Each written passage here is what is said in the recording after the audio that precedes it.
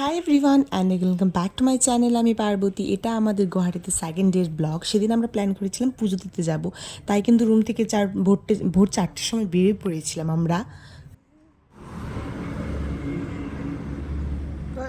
আর তারপর কিন্তু গাড়ি ধরে চলে যাচ্ছিলাম মা কামাখ্যা মন্দিরের উদ্দেশ্যে। এই যে দেখো, আমরা কিন্তু কিছুক্ষণ পরেই কিন্তু মা কামাখ্যার মন্দিরের গেটের কিন্তু দর্শন পেয়ে গিয়েছি। তার মানে কিন্তু আর কিছুক্ষণ যেতে হবে আমাদের মন্দিরের জন্য। আর যেহেতু আমরা রাত্রে করে গিয়েছিলাম, তাই কিন্তু আমি কোনো ভিডিও ক্লিক নিইনি, কারণ অন্ধকারের জন্য না কিছুই বোঝা যাচ্ছিল না। তাই আমি চোখেই দেখছিলাম সব কিছু, ভিডিওতে যা পেরেছি তাই অল্প অল্পই কিন্তু আমি নিয়েছিলাম আর এই ব্লগে অ্যাড করে দিলাম আমি।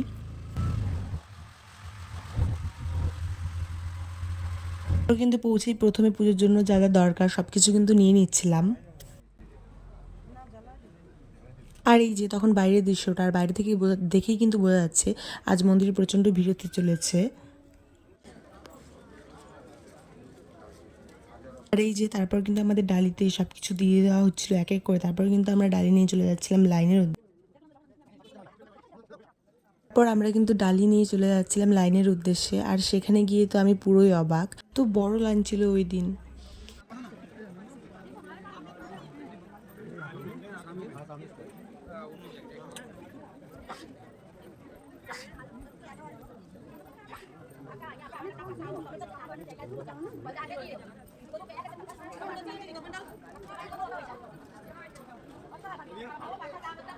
दोबारा लो एक बार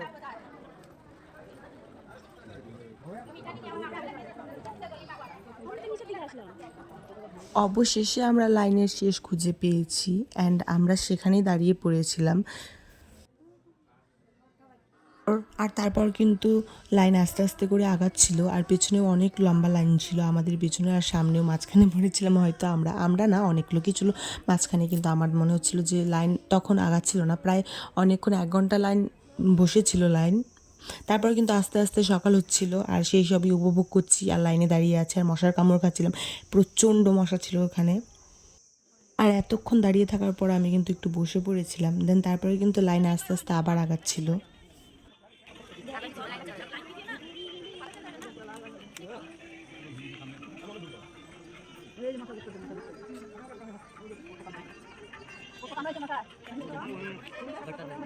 আর তারপর কিন্তু সময় আসে আমাদের ভিতরে ঢোকার।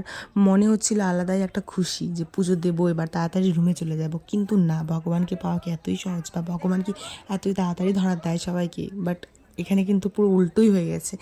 এই যে দেখতে পাচ্ছ এত ভিড় এখানে আবার। তো এখানে কিন্তু আমাদের আবার 1 ঘন্টা বসে থাকতে হয়েছিল। এই যে আমরা ফার্স্ট লাইনে ঢুকছি, তারপর সেকেন্ড লাইনে আমরা বসেছিলাম, তারপর অনেকক্ষণই বসেছিলাম আমরা।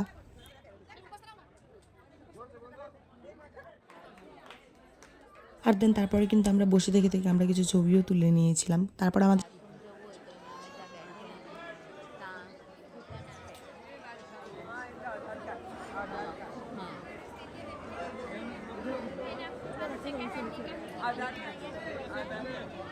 শেষে এবার আমরা এই লাইন থেকে বেরোবো, আর মাত্র 2টো লাইন আছে, তারপরে কিন্তু আমরা এখান থেকে বের হয়ে চলে যাব অন্য এক জায়গায়।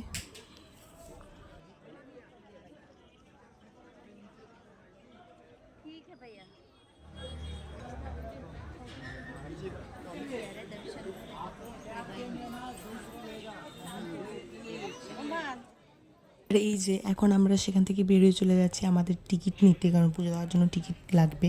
তো সেখান থেকে কিন্তু টিকিট নিয়ে আমরা চলে যাব আরেক এক জায়গায়। আর এই যে এখন আমাদের টিকিটের জন্য লাইন দাঁড়াতে হবে, জানি না ভেতরে আবার কি হবে টিকিট নিয়ে গিয়ে।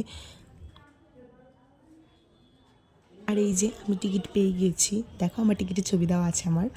আর এই যে এখন আমরা যাচ্ছি মন্দিরের ভেতরে, মানে ভেতরে তো না, মন্দিরের ভেতরের জায়গাটাতে যাচ্ছি। এখন জানি না সেখানে গিয়ে আবার কি হতে চলেছে।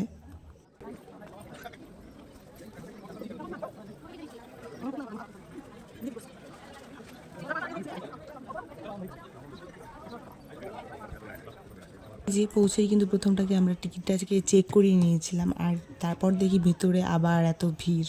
মানে এখানে কিন্তু বসার জায়গা ছিল, সবাই এখানে এখানে বসবে, জানি না এখানে আবার কতক্ষণ বসিয়ে রাখে।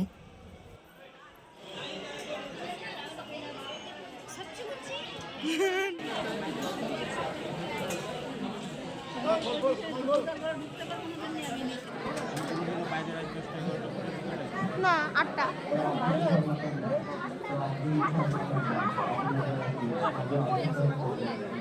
প্রায় 3 ঘন্টা হয়ে গিয়েছিল আমরা সবাই এক জায়গাতে বসে আছি। আমি তো ভাবছিলাম যে আদৌ পুজো দিয়ে যেতে পারবো কিনা, কারণ আমার তো আর একদমই ভালো লাগছিল না। আমার না, হয়তো সবারই কিছু ভালো লাগছিল না। তো সবাই কিন্তু সবার মতো বসেছিলাম। এই যে আমার বোনু ফোনের পোকা, ও ফোনই দেখছে, পিছনে মামা আর মা কথা বলছে আর দিদা পিছনে দাঁড়িয়ে আছে। প্রায় 11 ঘন্টা পর এই যে আমরা মন্দিরের ভেতরের লাইনে দাঁড়িয়ে আছি। আমরা কিন্তু এখনো লাইনেই দাঁড়িয়ে আছি।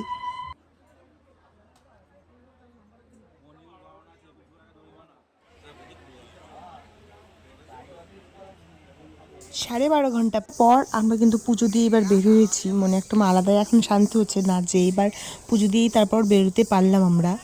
তারপরে কিন্তু বাইরে কিছু ফটো আর ভিডিও ক্লিক করে নিয়েছিলাম আমরা সবাই। দেন তারপরে কিন্তু বের হয়ে পড়েছিলাম বাইরে যাওয়ার উদ্দেশ্যে।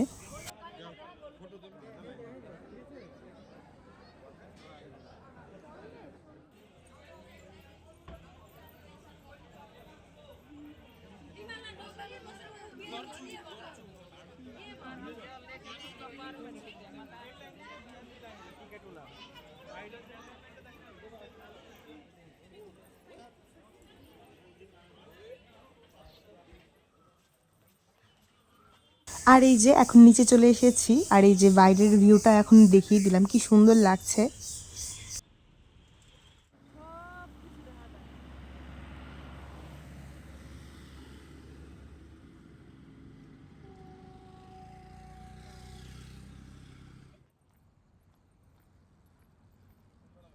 সো আজকের ভিডিওটা কিন্তু এই পর্যন্তই। ভিডিওটা ভালো লাগলে অবশ্যই জানাবে, অ্যান্ড থ্যাংক ইউ।